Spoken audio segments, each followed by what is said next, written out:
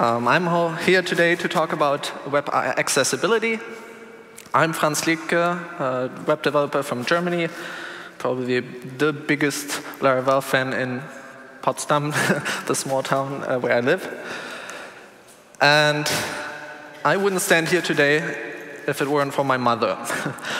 Of course, that's true for all of the Laracon presenters. However, my mom is also blind. So this doesn't mean that I'm in some way more equipped than any of you to talk about web accessibility. However, it has given me, an increased sense of what blind people need and what obstacles they face in everyday life.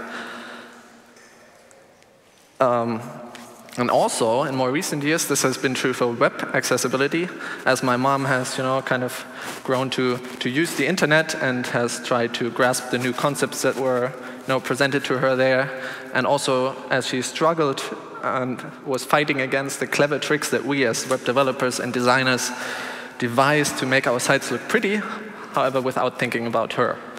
So I'm today here not because of my supreme expertise on web accessibility, but rather because I really am passionate about making a web that's more accessible for everyone and for my mom. Good.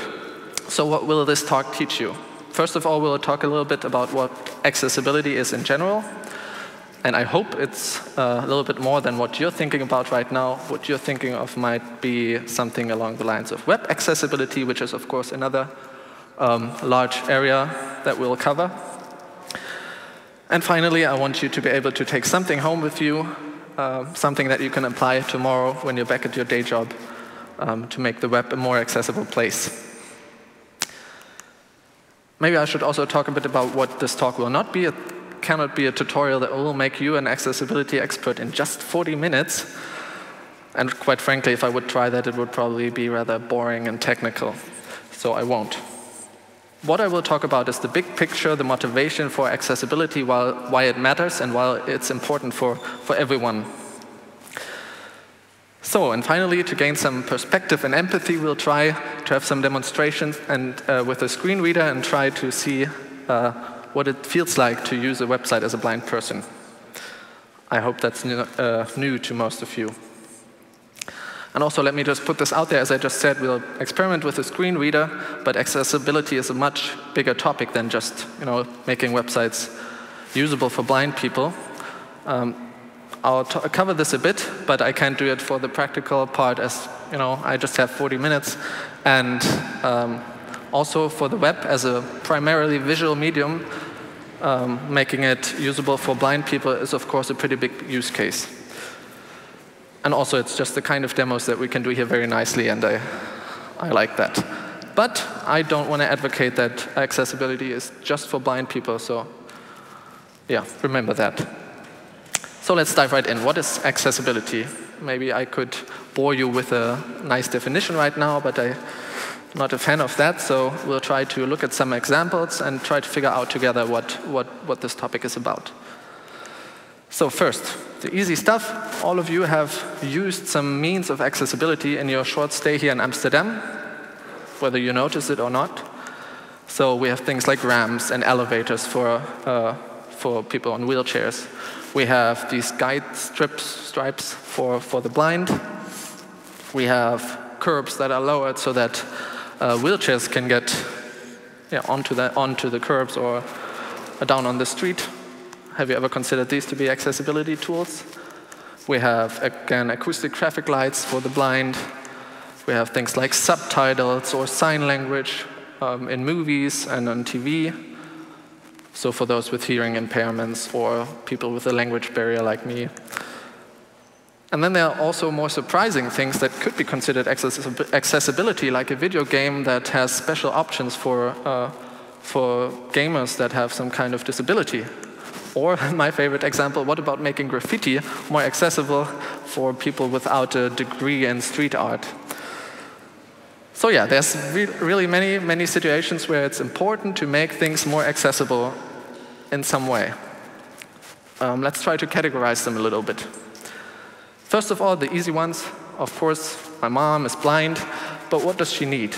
So in everyday life, in public transportation, it might be acoustic signals that tell her what the next stop is. On the streets, it might be, you know, traffic lights with acoustic signals or these guide stripes that I showed you. Other people have, you know, just bad vision. They can't see in 3D. They cannot read small texts or have a problem with recognizing color. Color blindness is surprisingly common, so what helps these people maybe when it comes to conveying information via color coding, sometimes it's helpful for them to have information conveyed not only via color but also with textures and diagrams, for example. Then a friend of mine has to sit in a wheelchair. He obviously cannot scale steps, so he needs elevators or ramps, you know. People with Parkinson's disease or even multiple sclerosis can get to the point where they are having problems with doing fine hand motions, gripping things or controlling things with their hand. If we have bad hearing, of course, that's a real trouble in daily communication in everyday life. We have epilepsy, so some unlucky people can have painful seizures just by looking at, you know, flashing animations or other visual effects. So this is also the reason why I grudgingly omitted any animated GIFs from this presentation. So we also have people with dyslexia. They benefit from simple texts. Sometimes it can even help them to have, you know, generous spacing or minimalistic layout. Just helps in understanding text. And there's so much more. So, but if you look at this list now, maybe you catch yourself thinking, oh, that's just for people with disabilities.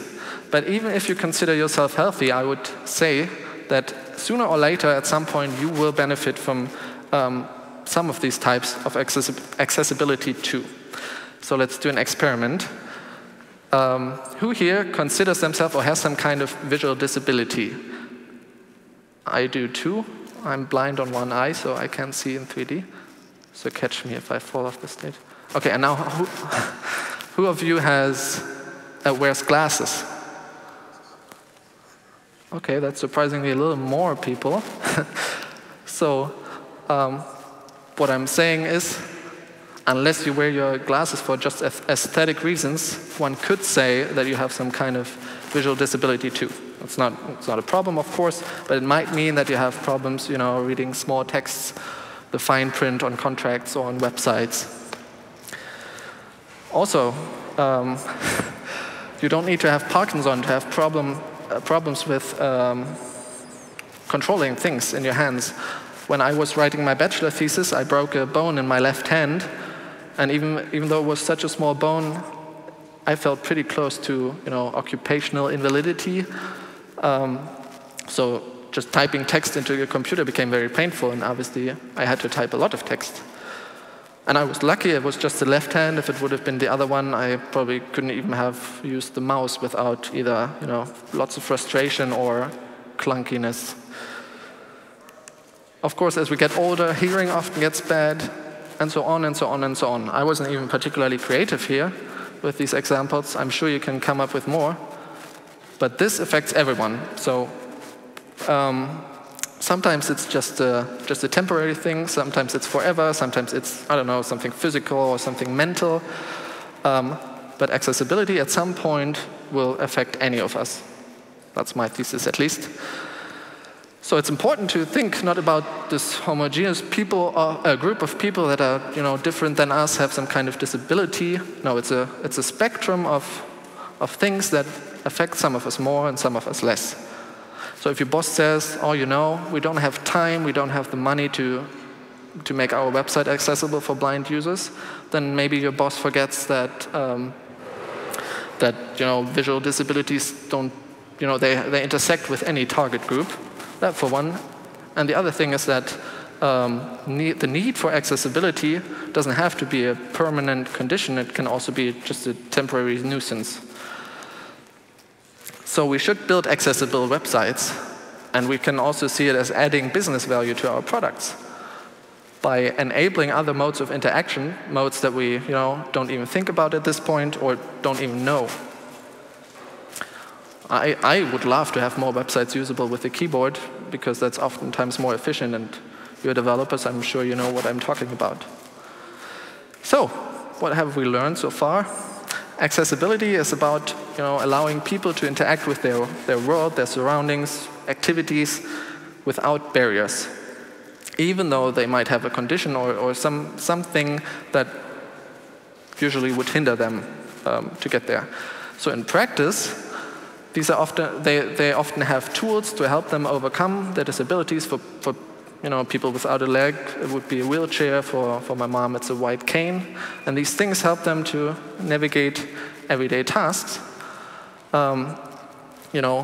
Just navigate the world without having to change the world. So what I'm saying is you don't need to build a new street for a street to be accessible with a wheelchair. However, when it comes to curbs or steps, then some additional help is needed.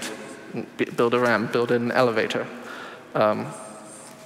or build acoustic signals for the blind so that they don't get run over on the streets. And I'm mentioning this because in web accessibility, which is our next topic, we have the same thing. In most cases, these people have tools that help them with accessing websites, and they do their job perfectly well. But at some point, and in some situations, we need to do some extra work to make these tools work well with our websites. And that's what the remainder of this talk will be about. So once more, I will focus mostly on blind people. For the demos and the examples. Doesn't mean that there aren't other things, but as most of you are probably more developers rather than designers, you will probably also mostly deal with creating semantic markup rather than designing a color scheme that's good for the colorblind. Okay, I've already mentioned some of these. In order to use a website, people with accessibility needs use some kind of tool, some kind of assistive technology to access the website. Some of these, I've mentioned some of these you might have never heard of. So let's talk about how blind people use a website or use the web. When your sense of vision is gone, you obviously cannot read the text that's on a website, so there are screen readers. But also, when you and I look at the web page, we also immediately get a sense of context. We see what parts, what kind of regions a site has, we see what it is about, and we see this at all times. So, and a blind person using a screen reader obviously does not have this context at all times. So making this structural information about a web page is just as important as making the content accessible. So let me demonstrate what this feels like.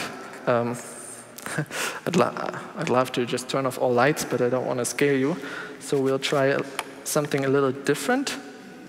So this is, thank you. Let's tab through this page. This is what a page looks like or feels like to a blind person when they first use it, or when they first navigate to it. And then they usually tab through the page. Great, almost.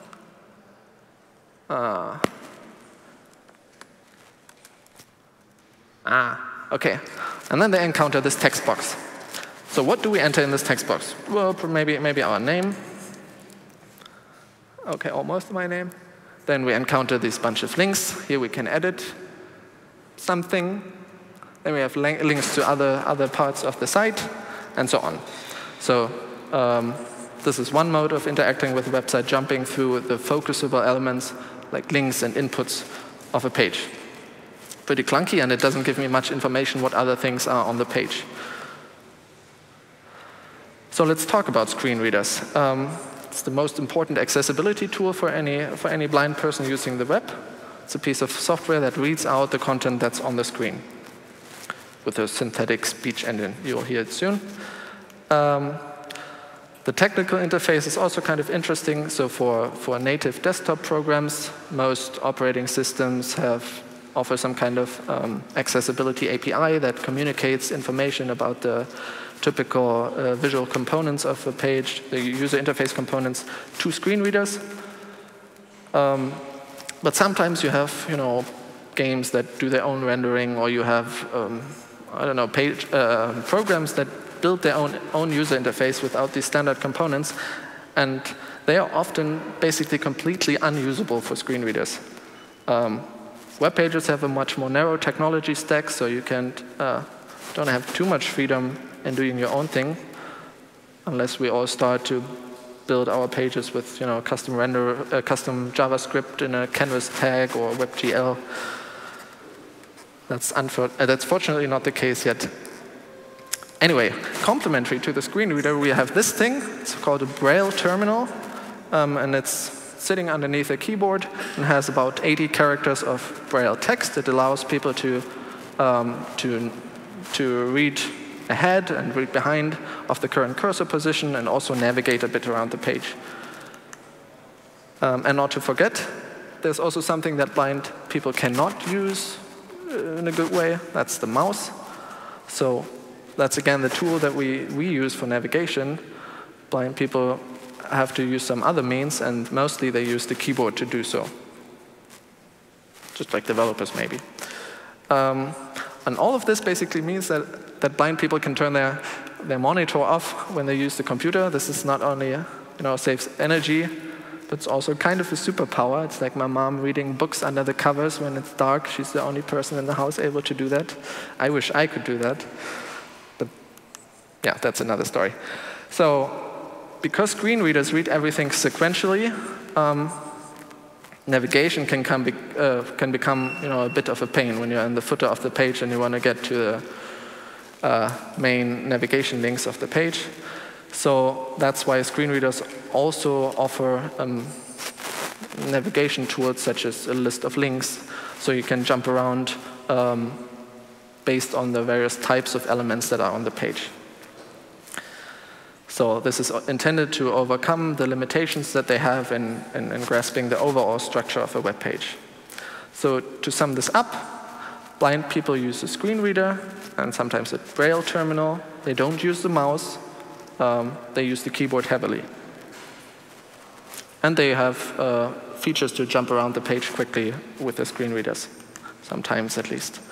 So I'll cut this short with other types of accessibilities, but at least want to mention some other things. Most operating systems have special tools for zooming in, magnifiers. They have high contrast modes for people with other visual impairments. We also have zoom in a browser, although you have to be careful with that sometimes, depending on how you set up your CSS typography. This can break zooming for people with this visual disabilities. And then websites should also take care of creating a color scheme that uses high contrast, at least there where color is used to convey information. Okay. And then people who lack the fine motor skills to navigate a web page with a mouse will probably also use the keyboard, so this kind of reinforces the importance of using a keyboard to navigate a web page. So let's finally get down to some technical details, the nitty-gritty stuff of implementing accessibility in HTML. And first of all, I want you to understand that HTML by itself is accessible by default. One half of that is the accessibility APIs that are built into the browser, and the other half is your part, writing HTML that's semantic. We'll get to that in a second. First of all, semantic HTML tags, landmark stuff like section, main, footer, navigation, which were added in HTML5. They weren't just devised by some crazy people who like to structure their HTML in a clean way. No, they convey the structural information about the web page that's not available to, for example, people who are blind. And this is also what allows them to navigate around the page quickly. So I'd actually say that the first web page that was built around 25 years ago was perfectly accessible. Let's try this out. Okay, I should be in that browser now. Yes, this is it. So now let's turn on the screen reader. Any luck? Okay. Great. Demos.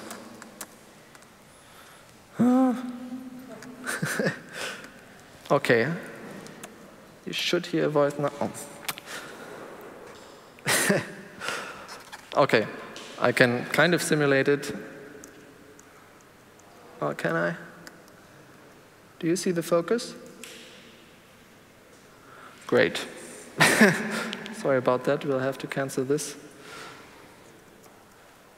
Hopefully it will work for the next one. Okay. So technically this would have shown you, should have shown you what it feels like, or that the first web page on the web was accessible just by the structural tags that it already had. It's also a very simple page, and to be honest, the accessibility tools at that time probably wouldn't have helped much. But still, it shows you that building a web page just gives you accessibility stuff by default. So let's get back to this concept of semantic markup, which is again your job in making a website accessible. What makes HTML semantic? It's not that machines can suddenly understand your content, the semantics of the content of your web page. We are not there yet, and if we ever get there, we probably won't need the semantic markup anymore. No, the task of HTML, semantic HTML, is adding bits of structure to content to enrich it. So that's because most web pages are just text, structure-free text. So if we enrich them, we suddenly get this primary purpose of HTML as conveying the context, the structural context to the user. Usually you do this for the more visual people with default styling in the browser and CSS. But because we also have these agreed upon semantics in the specification, this structure can then be conveyed to users that use screen readers. So we need to understand that this is the primary abstraction layer that HTML offers or deals with. And it describes the structure of a web page, what other pages it links to, what other content like images it contains, and what they mean in the context of the page. So when we think about this way, our HTML has the clear responsibility of structuring the web page, conveying this information, and then next our CSS is used to, totally decoupled from the HTML, of course, make it pretty. Of course, in practice, this doesn't always work. CSS is sometimes not powerful enough or flexible enough to do this in a fully decoupled way. But that's the general idea, and CSS is also growing. We have things like grid layouts and flexbox that make CSS even more powerful. Yeah, so in practice, we sometimes have these responsibilities mixed a little bit, but this is the general idea. So the semantic markup is at the center of an accessible web. So your task is basically to get into the habit to use fully semantic HTML, to its fullest potential, to use the elements that are most descriptive for the part of content that you are printing out. And when you do that, you basically get an accessible website for free. Sounds a little bit too good. And if this is important to you, semantic markup also does a lot for SEO, because search engines can rank the importance of various parts of your page. So might be something. Again, content semantics are a different matter. We have things like microformats and RDF and the semantic web, but that doesn't have much to do with accessibility. So this is the most important rule already of web accessibility. Use HTML to its fullest potential. Use the tags that are right for a given piece of content. And don't use HTML tags in a context where they're not meant to be used. So don't break their standard behavior. So let's see. I hope this time the screen reader works. Let's see what happens if we don't use semantic HTML. So here we have a form with 2 inputs. Oh, I can look here. But without any semantic information. This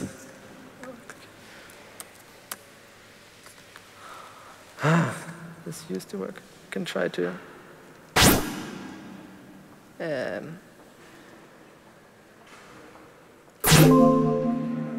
Oh, great. Sorry about that.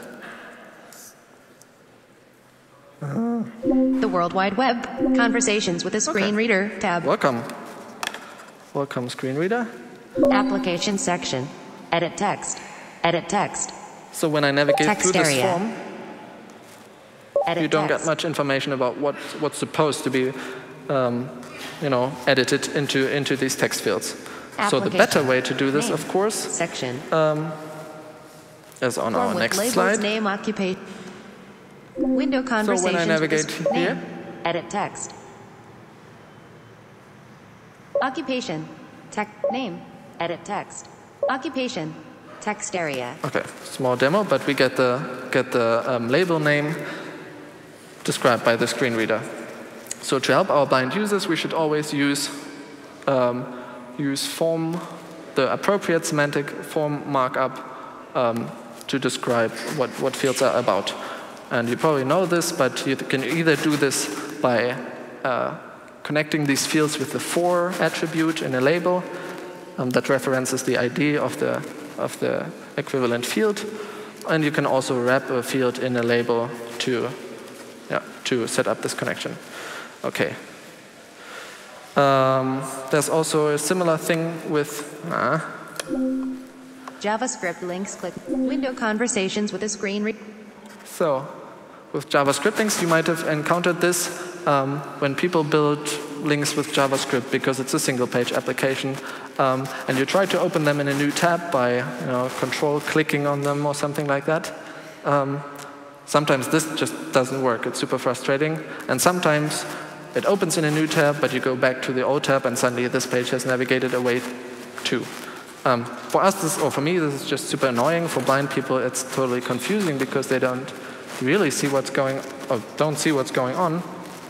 And so I cannot stress enough how important it is to keep the default behavior of HTML elements intact, because that's what is communicated to a blind person when they encounter an element like that.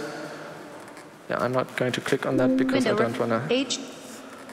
Okay, so the right way, of course, to make a link. This is feels a little weird saying this, but the right way to make a link is only this, and you should not do it any other way. Okay, I'll disable the screen reader. Chrome box is now inactive. Yay. Okay. So, are we done? What are we still doing here? Let's just stick to the spec, and we'll have accessibility for everyone. Of course, it's not just this easy. An earlier version of this talk had this title, but there's more to it. So the problem is this: the web wouldn't be where it is today if we all would just use the simple and standard HTML tags, and we probably wouldn't have seen as many innovation as we would have seen as we have seen in the last 25 years.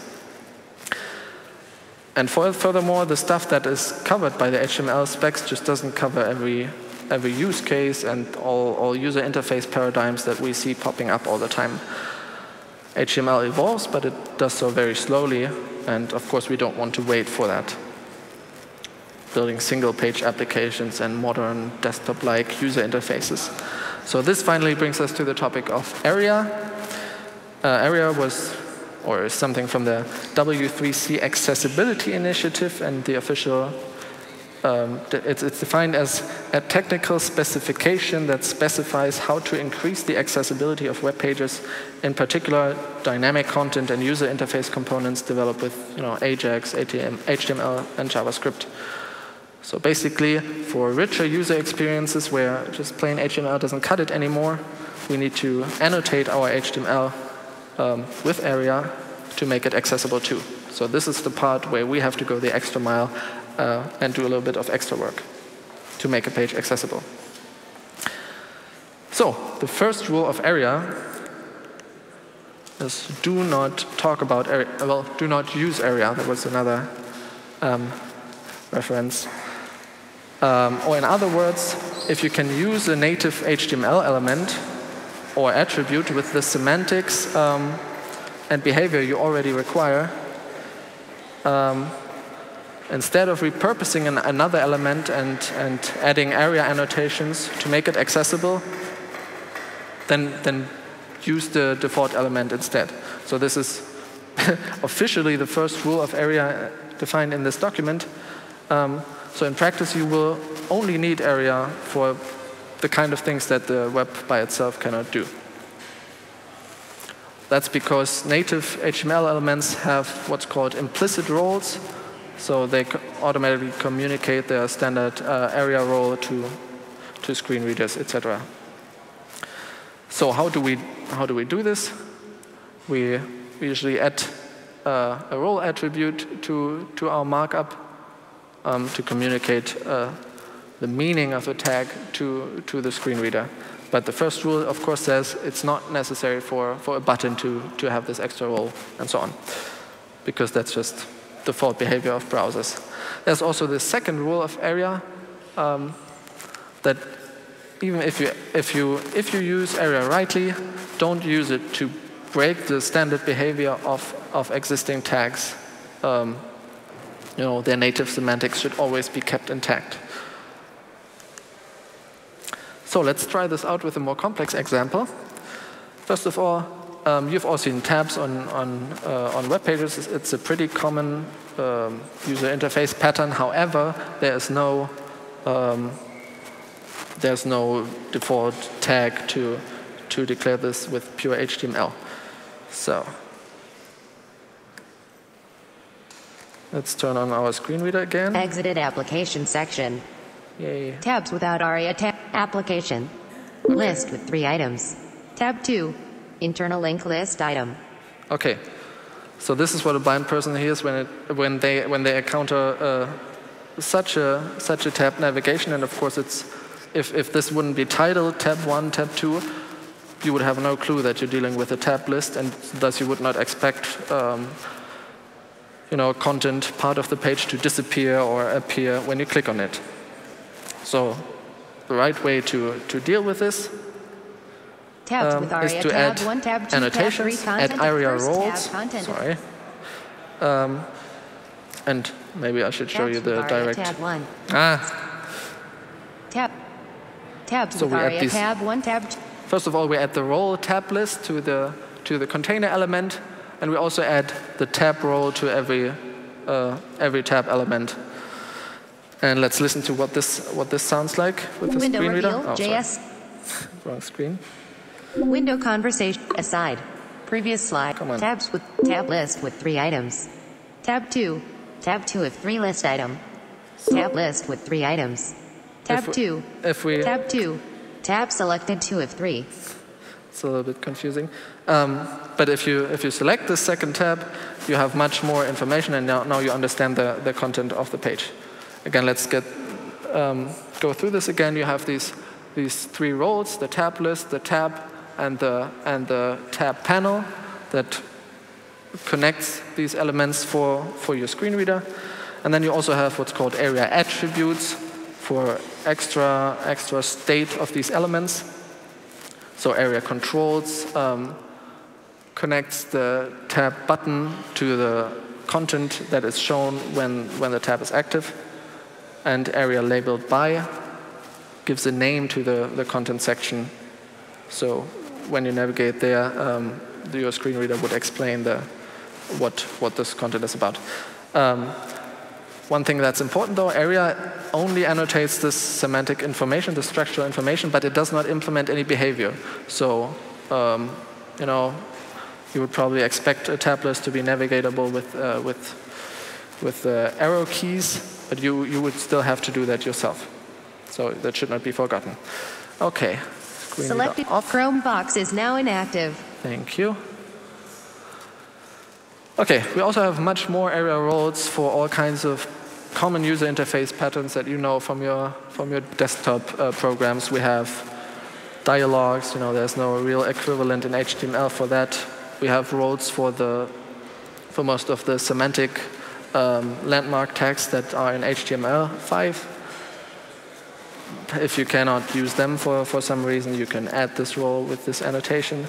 We have banners for global site-wide announcements. We have standard stuff like button A combo box allows you to build a drop-down element if you want to add some custom features to it or add some custom styling that the normal HTML select element doesn't support.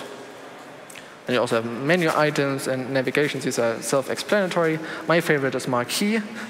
It's defined as a type of live region where non-essential information changes frequently. In other words, it's an element that is both pointless and distracting. Okay, and we also have presentation. We also already saw this in the last example.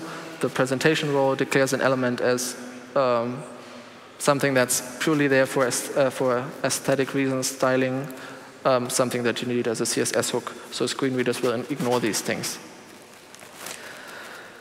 Then we also have area labeled by. That's one of those attributes that I talked about. I want to at least demonstrate this for a second. So typically, when you have content elements like links that have, for aesthetic reasons, very short descriptions, like the edit links that I showed you in the very first examples, then sometimes without the visuals, the information or the context what goes into this field isn't quite clear, or you might have help instructions about the format of the expected input.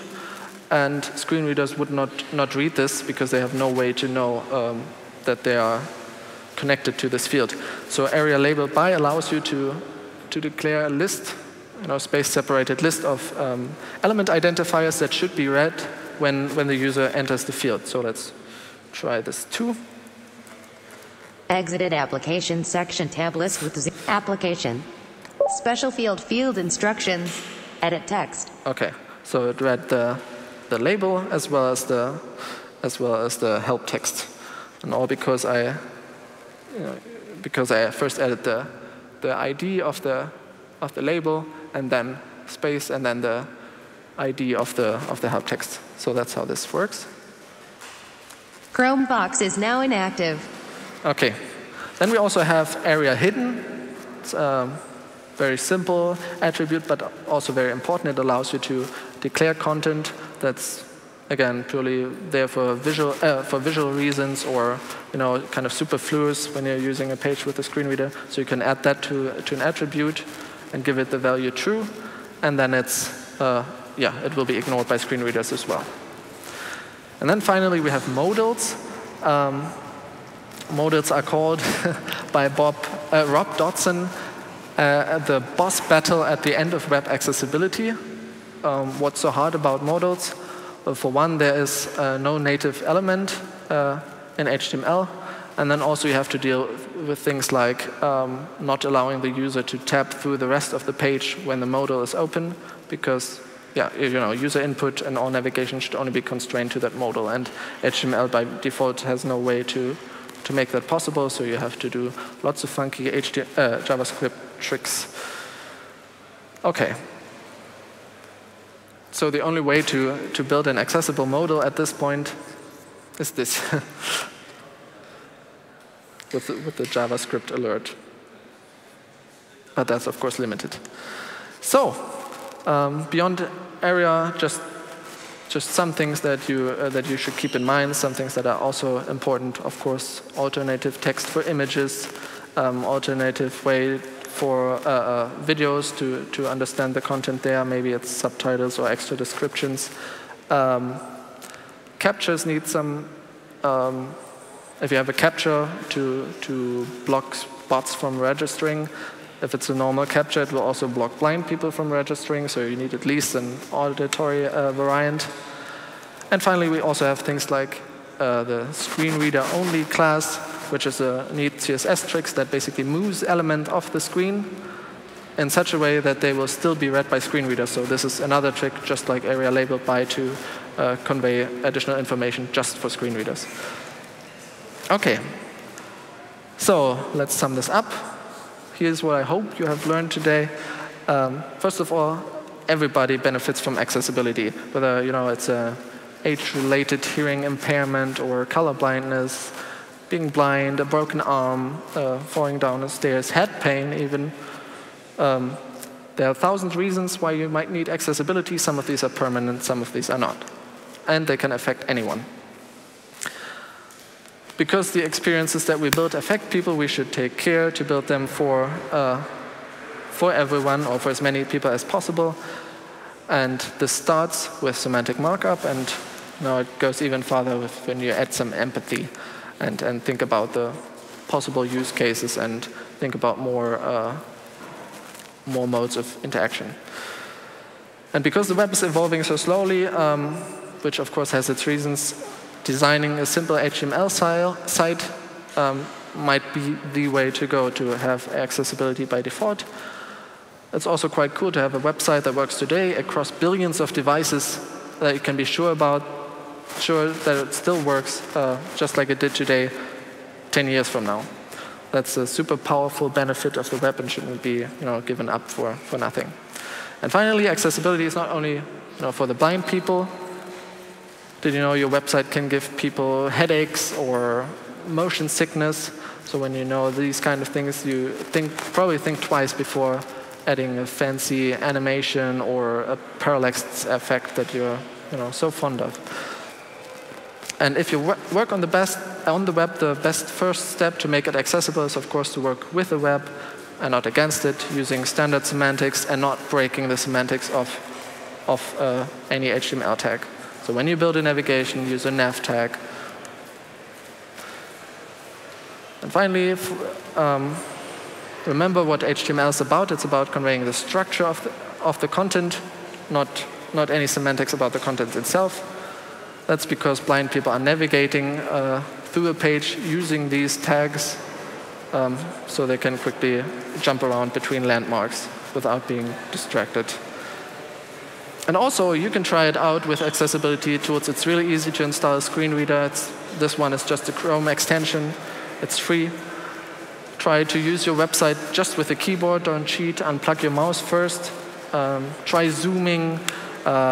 Use one of the many accessibility tools that are available to test contrast and colors on your page.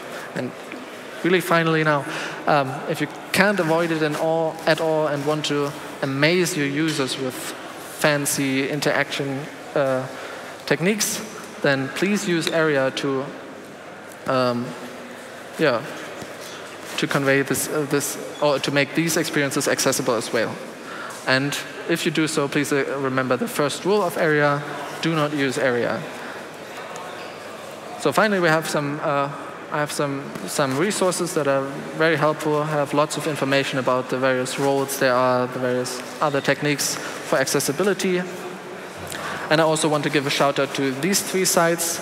The first one, the Pastello group, has lots of resources, experiments, and articles about accessibility, comparing screen readers, stuff like that.